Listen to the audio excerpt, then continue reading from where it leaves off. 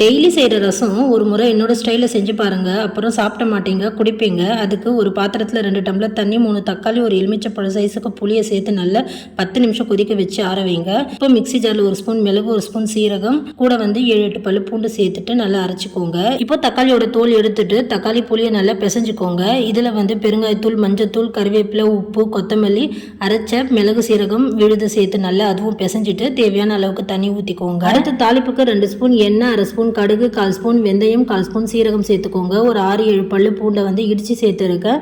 1/4 spoon பெருங்காயத்தூள், 3 வரமிளகாய், கொஞ்சமாக கருவேப்பிலை, ஒரு 1/4 ஸ்பூன் அளவுக்கு காஷ்மீரி மிளகாய் தூள் சேர்த்துருக்கேன். இது வேணும்னா சேர்த்துக்கோங்க, இல்லைன்னா ஆப்ஷனல் தான். இப்போ டேஸ்ட் பண்ணி பாருங்கள். இந்த டைமில் உங்களுக்கு புளிப்பு உப்புக்கு ஏற்ற மாதிரி தண்ணியும் நீங்கள் உப்பு போட்டு அட்ஜஸ்ட் பண்ணிக்கோங்க.